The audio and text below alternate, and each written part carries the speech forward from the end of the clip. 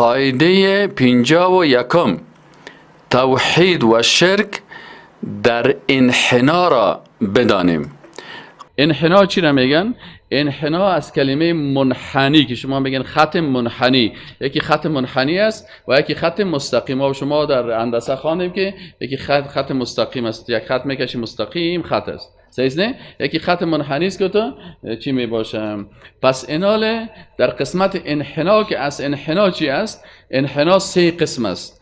احیانا انحنا شما وقتی که خود منحنی میسازین گاهی به شکل زاویه چی میشه؟ زاویه منفرجه میشه که کم سرتان خم کنین امو یک زاویه منفرجه ایجاد میشه، این خط منحنی میشه. احیانا انحنا به شکل زاویه قائمه میشه که انسان خدا چی میکنه؟ تو بیا یک دفعه خدا میتونی تمثیل بکنی؟ این حالا مثلا حال فعلا که هستی سرت که راست است، خط چی است؟ خط مستقیم است. این حالا اگر یک کمه که سر خدا خم میکنه این چی شد؟ این خط منحنی شد. زاویش چی شد؟ منفرجه شد. اما تو منفرجه شد. این اینجا که رسید چی شد؟ زاویه قائمه شد. این وقتی که زاویه قائمه شد این ما شما این رکوع میگیم، صحیح؟ یا هم زاویه است. او هم انحنا گفته میشه، منفرجه. و احیانا زاویه حاده دیگه. این نظر به سپورتمنی است که چقدر خدا تا پایان برده میتونه. فهمید یعنی؟ پس اینی تشکر بفرمایید. ما سه قسم زاویه چیز داشتیم، انحنا داشتیم. خب اینال صحابه آمدن پیش رسول الله صلی الله علیه و سلم، گفتن که یا رسول الله صلی الله علیه و سلم یک نفر یک دوست خودم ملاقات میکنه و بهترین دوستشان کی بود؟ شخص رسول الله صلی الله علیه و سلم بود. گفت یک دوست خودت دوست داره، بسیار محبت به امرایزی داره و امرایش ملاقات میکنه، اینحنی له، آیا خدا بر از اون منحنی بسازه؟ صحیح شد نه؟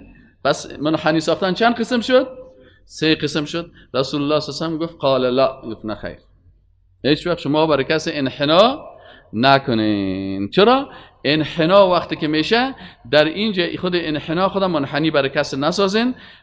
چرا؟ چون انحنا که است گاهی به شکل رکوع می باشه، گاهی به شکل سجده می باشه و گاهی به شکل سرخم کردن می باشه. پس رسول الله صلی الله علیه و سلم گفته که برای مخلوق خود منحنی نسازین. فهمیدین یعنی؟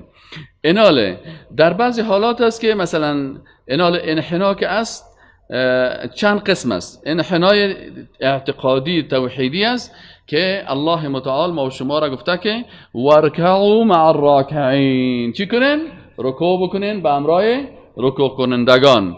واسجد فاسجدوا لله، سعی کنین پس سجده بکنین خاص برای کی؟ برای الله. پس انحنایی که به شکل سجده میشه و به شکل رکوع میشه اینا عبادت هستن و اینا گفتم که شما این انحنا را نکنین. و این انحنای توحیدی همی است که انسان مسلمان انحنای خود فقط برای الله میکنه.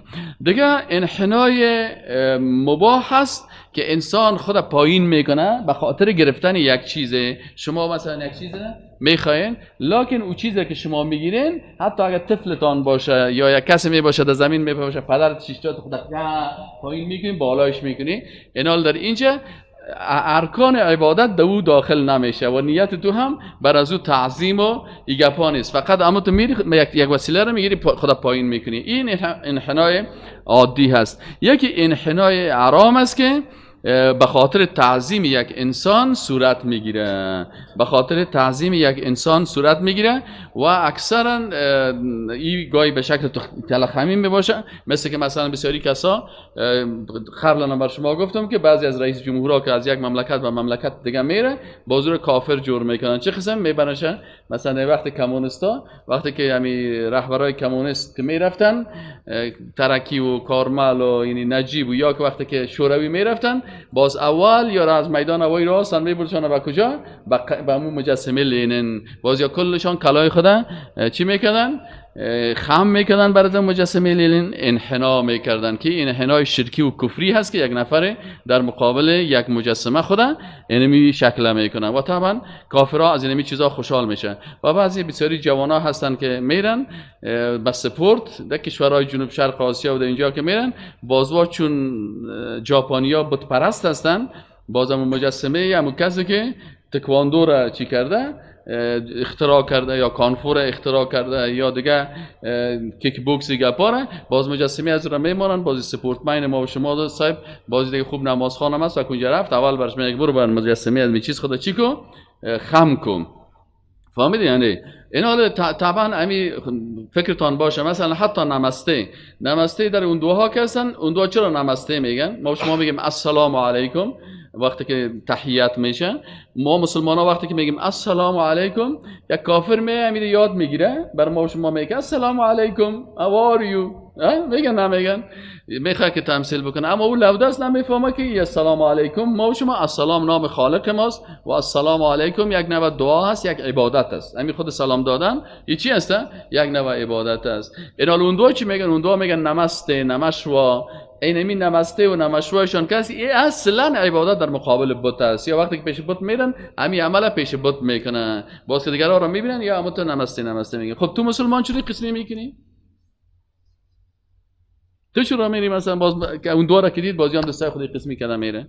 دعای ما و شما این قسم است. سیزده دعای اون دعای چه قسم است؟ این قسم است. یگان مسلمان رو کسایی کنی همین قسمی گرفته. همین شکاکا که فیلم ها این دیر زیاد سهل میکنه وارک بگی دعا باز تری میکنه. سیزده پدرش خوب دیندار اشتکش گندو. فهمید یعنی؟ پس این انسان باید متوجه باشن. در موسوعه فقهی کویتی چی میگه؟ میگه فقها گفتند که انحنا در وقت ملاقات با شخصیت‌های عالی مانند بزرگان قوم، پادشاهان، رئیس جمهوران و غیره برای تعظیمشان به اتفاق همه علما حرام میباشند. فهمید یعنی؟ این حرام است که اگه یک کسی میخیزه حالا فلانی صاحب آمد باز کلی خود برش قسمی خم میکنه صاحب چطور است؟ هیچ وقت مسلمان ها این کارا نمیکنن. شما دیدین در فیلم مسیج وقتی کلی خدا تو کوب میکنه برای پادشاه حبشه اصحاب رسول الله صلی الله علیه و چی میکنن؟ هم استاد میباشه سرای خدا بود نفر باش میگه دیدی که برای شما سر به احترامی میکنه. او گفت چرا این قسم نکنن؟ گفت والا ما فقط سر خدا به الله خم میکنیم و به مخلوق سر خدا خم نمیکنیم. ببینین از این خاطر در موسوعه فقهی کویتی میگه که در مقابل شخصیت های بزرگ و پادشاه ها و یا وقتی کس خدا خم میکنه این حرام است، زیرا انحنا فقط برای الله برای تعظیمش میباشه. و شارح سنن ابی داود چی میگه؟ شارح سنن ابی داود میگه که ولا يجوز الانحناء لاحد الا الله عز وجل. هیچ انحنا بغیر از الله به کس دیگه اجازه نیست.